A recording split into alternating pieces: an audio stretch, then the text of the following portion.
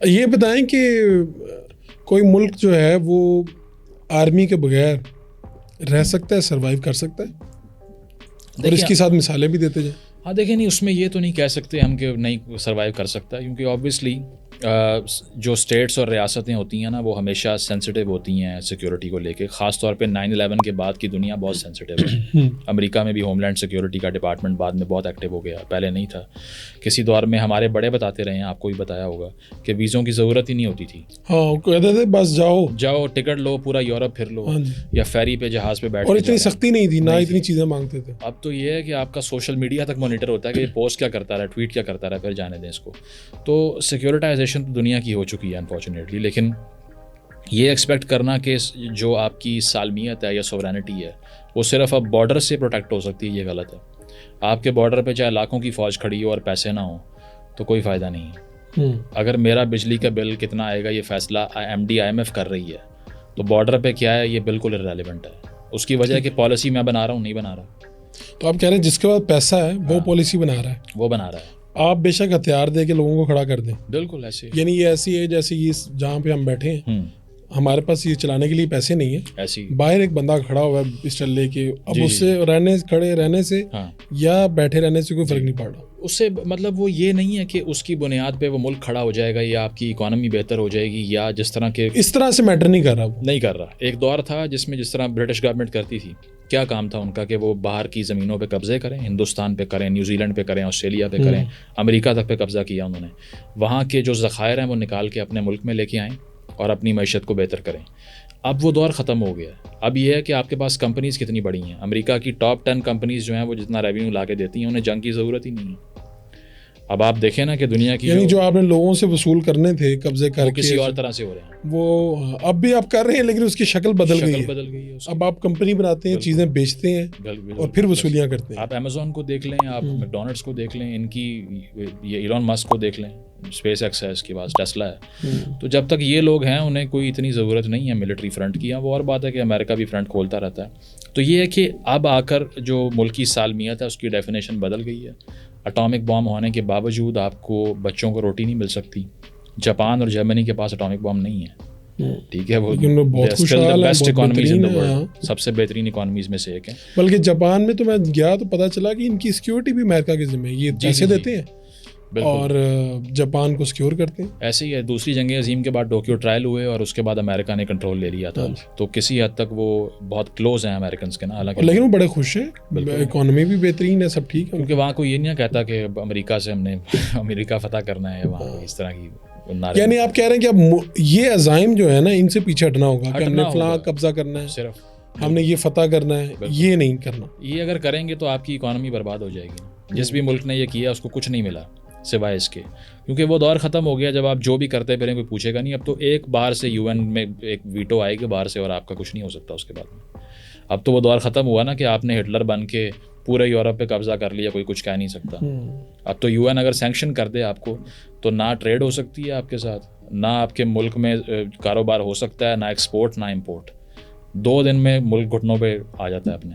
کیا کریں گے اس کے بعد؟ تو یہ ساری سینکشن وغیرہ یہ ایران پہ ہوئی ہیں کہ نہیں ہوئی؟ بالکل ہوئی ہیں, لیکن وہ گھٹنوں پہ آگے اتنا سفر کر رہا ہے ایران, مطلب جتنی ایران میں پوٹینشیل ہے اس سے تو میرا خیال ہے کہ 1% بھی وہ پرفارم نہیں کر پا رہے. غربت تو وہاں, یعنی اگر یہ خدا نخواستہ کبھی ہمارے اوپر ٹائم آتا بالکل تو ہمارے حالات بہت مختلف ہوتے. کیونکہ ہمارے پاس تیل کی بلیک مارکیٹ نہیں ہے, ان کے پاس ہے. ان کے پاس ہے, وہ تو بیچ رہے ہیں, ہمیں بیچ رہے ہیں, ادھر بیچ رہے ہیں, ادھر بیچ رہے ہیں. وہ بیچ رہے ہیں, افغانستان کو بیچ رہے ہیں, طالبان خرید رہے ہیں ان سے, اور آرگنائزیشن خرید رہی ہیں. پاکستان کے سسٹم میں 30% تیل ایرانی ہو گیا, 30%. یعنی ہم لیگلی نہیں خرید رہے, نہیں خرید رہے. تو یہ ہے کہ اس کو ریگولیٹ تو کرنا چاہیے. بہرحال ہمارے پاس وہ نیچرل ریسورسز نہیں ہیں جو ان کے پاس ہیں, جو ان کے پاس. اسی وجہ سے وہ اتنی پابندیوں کے باوجود کہیں پہ کھڑے سروائیو کر رہے ہیں. وہ اور بات ہے کہ جو ان کا پوٹینشیل ہے وہ اس سے بہت اوپر کا تھا, لیکن چونکہ سینکشنز ہیں تو اسی لیے ان کے لوگ ایون ملک چھوڑنے کے لیے وہاں خواتین کو پرمیشن چاہیے اور بڑے لاز ہیں اس طرح کے, تو اس سے نقصان ہو رہا ہے بہت زیادہ. اچھا, اس کا پھر اب قصہ مختصر یہ کہ اب دنیا میں جنگوں کی کوئی خاص ضرورت نہیں رہی. نہیں ہے, بالکل نہیں ہے.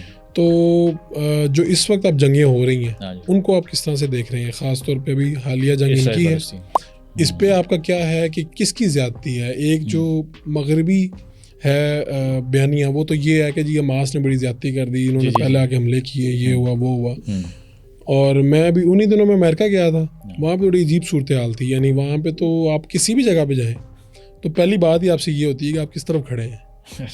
اور مختلف جگہوں پہ مظاہرے سمجھ نہیں آ رہی, حمایت میں بھی ہو رہے ہیں اور مخالف بھی ہو رہے ہیں. صحیح, یعنی ہماری آنکھوں کے سامنے ہوئے. تو میں آپ سے پوچھنا چاہتا ہوں کہ کون غلطی پہ کون کھڑا ہے, فلسطین یا اسرائیل؟ دیکھیں اس پہ تو ایک لمبی تاریخ ہے اس چیز کی, کیونکہ 1920-30 کے درمیان ہی وہاں پر لڑائیاں سول وار شروع ہو چکی تھیں, اور اس سے پہلے وہ برٹش مینڈیٹ کے انڈر تھا, یعنی کہ برطانوی حکومت کے نیچے تھا. تو اس سے پہلے عثمانی خلافت کے نیچے تھا جی. تو عثمانی خلافت سے نکل کے وہ فرسٹ ورلڈ وار کے بعد برٹش گورنمنٹ کے پاس آیا. برٹش گورنمنٹ کے انڈر ہی ایک پیل کمیشن کے نام سے ایک کمیشن بنا, جس میں انہوں نے ٹیریٹوریل باؤنڈریز کو سیٹ کرنے کی کوشش کی, ایک معاہدہ ہوا. اچھا, اسی میں آپ کو ڈویژن نظر آنا شروع ہو چکی تھی. اس کے بعد میں برٹش گورنمنٹ جاتی ہے اور اسرائیل کی اسٹیٹ جو ہے نا وہ نقشے پہ آ جاتی ہے 48 میں. اور جہاں جہاں سے بھی برطانوی حکومت چھوڑ کے گئی ہے وہاں فساد ہی ہوئے ہیں. پاکستان ہندوستان میں دیکھ لیں, اس کی بڑی مثال ہے, وہاں دیکھ لیں کیا ہوا, اور بھی بڑی مثالیں ہیں. تو یہ اس کے بعد سے 3-4 جنگیں بھی ہوئیں. 48 میں جو عرب الائنس تھی انہوں نے حملہ کر دیا اسرائیل پہ, کچھ نہیں ہو سکا. یوم کپور وار ہوئی 70s میں, پھر حملہ کیا, پھر اسرائیل نے ہرایا سب کو, جارڈن کو بھی, ایجپٹ کو بھی, اور لوگوں کو بھی. تو یہ دیکھا جائے تو سیٹلرز جو ہیں وہ باہر سے آ رہے ہیں. اب اگر آپ کو 2 ریاستی سلوشن مل بھی جائے تب بھی اس کا فائدہ نہیں ہے, کیونکہ اسرائیل کے جو سیٹلر ہیں وہ اتنا اندر تک آ چکے ہیں کہ وہ اب 2 ریاستیں بھی اس طرح سے ایگزسٹ نہیں کرتی ان باؤنڈریز پہ. تو میں سمجھتا ہوں کہ ایک قصور اسرائیلی اسٹیٹ کا ہے اور دوسرا حماس کا ہے. ہاں, اس کی وجہ یہ ہے کہ حماس نے جو جینون اسٹرگل تھی اس کو چینج کرنے کی اور برباد کرنے کی کوشش کی ہے. یعنی پہلے حملہ کر کے نہیں, اس بار نہیں, اوور آل 80s میں جب حماس بنتی ہے تو وہ ایک ہوم لینڈ کی اسٹرگل کو صرف یہ بنا دیتے ہیں کہ ہم نے ان سب کو مارنا ہے اور ان کو ختم کرنا ہے. یہ بیانیہ اسرائیل کو سوٹ کرتا ہے, کیونکہ وہ کہتے ہیں کہ اب تو یہ ہمارے ساتھ اس طرح آ گئے ہیں نا. وہ یہ اس کا جواب یہی ہے, دنیا بھر کو یہ دکھاتے ہیں کہ حماس کے جو ہے وہ مینیفیسٹو کے اندر لکھا ہوا ہے complete destruction of the Israeli state. تو جب وہ یہ چاہتے ہیں تو ہم بھی کر سکتے ہیں. تو ان کو ایک جواز ملا وائلنس کرنے کا. ٹھیک ہے. اور یاسر عرفات جن کو پاکستان بلایا گیا, بہت ان کے یہاں پہ بھی مداح تھے اور بڑے لوگ تھے, تو انہوں نے بھی کہا کہ اسرائیل نے بنائی ہے Hamas, on record Yasir Arafat. تو وہ PLO سے ان کا تعلق تھا, جو پیلسٹینین لبریشن آرگنائزیشن کی تحریک ہے, جس کے محمود عباس صدر ہیں ابھی. تو وہ میرا خیال ہے کہ ایک زمین کا جو جھگڑا تھا اس کو انہوں نے بالکل ٹرانسفارم کیا, اور جس طرح طالبان افغانستان میں کسی حد تک کرتے رہے وہاں پر وہ ہو رہا تھا. اس بار بھی حماس نے جواز فراہم کر دیا. وہ اور بات ہے کہ اسرائیل نے آگے سے جو کیا وہ بالکل انسانی حقوق کی خلاف ورزی ہے. تو آپ یہ سمجھتے ہیں کہ اسرائیل تو غلط کر ہی رہا تھا, حماس کی اس میں غلطیاں اپنی جگہ پر, کیونکہ اسرائیل مطلب وہ تو شروع سے کر رہا ہے, لیکن حماس جو ہے وہ بار بار جواز فراہم کرتا ہے ان کو مزید ہیومینیٹیرین وائلیشنز کرنے کا. تو یہ کیس پیسفلی لڑا جاتا تو شاید اور بہتر ہو جاتا, لیکن نہیں لڑا گیا, اور اس سے اب جواز مل گیا ان کو بھی. تو جب یہ ہوا ابھی ریسنٹلی تو میں اس دن سوچ رہا تھا کہ اب یہ اس کا جو رسپانس آئے گا نا وہ بہت برا ہوگا. یہ تو سب کو پتا تھا کہ اب اسرائیل کے آگے کس طرح سے کھڑے ہوں. جو لوگ جشن منا رہے تھے اس دن میں کہہ رہا تھا کہ یار یہ آپ ابھی ذرا ویٹ کریں, یہ بہت برا ہونے والا ہے. یہ ایسی ہے کہ کوئی ضعیف یا نحیف آدمی کسی طاقتور کا گریبان پکڑے جا کے, تو اب فوری طور پہ تو سب کلیپنگ کریں گے کہ یار اس نے بڑی جرات کا مظاہرہ کیا, لیکن اس کا نتیجہ کیا ہوگا؟ جس طرح 9/11 پہ ہوا تھا, جب اس دن بھی جو لوگ خوش تھے تو اس کے بدلے میں انہوں نے 2 ملک تباہ کر دیے. تو اب یہ ہے تو ساری اس کی, میں تو ہم ویسے اتنے خوش کیوں ہوتے ہیں ان باتوں پہ, میں یہ آپ سے جاننا چاہ رہا ہوں. تو اس پہ دیکھیں نا, اس پہ یہ ہے کہ ہمارا ایک ہمدردیاں ہیں. ظاہری بات ہے فلسطین کاز کے ساتھ پاکستان کی ریاست 30-40 سال سے جڑی ہوئی ہے, بلکہ اس سے پہلے سے بھی شاید جناح صاحب نے بیان دیا تھا. جس طرح امریکہ کا 9/11 ہوتا ہے, ہاں جی, تو اب ان کی بلڈنگ گرتی ہیں, لوگ مرتے ہیں, یہ وہ. ہم یہاں پر ہماری خوشی اس لیے تھی کہ ہم سوچ رہے تھے کہ افغانستان میں ظلم ہوا. اسی طرح نہیں, اس کے بعد انہوں نے افغانستان شروع کیا, لیکن امریکہ کی مخالفت تو رہی ہے. یعنی یہاں پر چونکہ گو امریکہ گو کے نعرے بھی لگے اور ہمیں بڑے اچھے بھی لگتے رہے, جھنڈے چلائے گئے. ہاں, تو یعنی ہم امریکہ سے نفرت اس لیے ہے کہ وہ پوری دنیا پہ کہیں پہ اپنی بنا کے بیٹھا ہوا ہے تسلط. ہماری نفرت کیا ہے, ہماری نفرت کیوں ہے؟ دیکھیں ایسے اب تو عراق وار کے لیے بھی ہے کہ 5-6 لاکھ لوگوں کو قتل کیا انہوں نے, جو کہ بالکل ٹھیک ہے, کیونکہ انہوں نے اگر آ کے بغیر کسی جواز کے ایک پورے ملک پہ حملہ کر دیا. ایک ایسے آدمی کو پکڑنے آیا جو سعودی شہری تھا, جو افغانستان میں مقیم تھا, تو اس کے لیے ایک پورا ملک پہلے یہ برباد کیا. پھر عراق میں کیا کہا کہ وہاں پہ جوہری ہتھیار پڑے ہوئے ہیں, اور ہمارے پاس یہ رپورٹ ہے CIA کی, یہی بتاتے رہے, ہم تو جا رہے ہیں. تو جب مار دی 5-6 لاکھ لوگ, پھر بعد میں کہا کہ وہ رپورٹ غلط تھی, تو معذرت کرتے ہیں ہم ذرا آپ سے.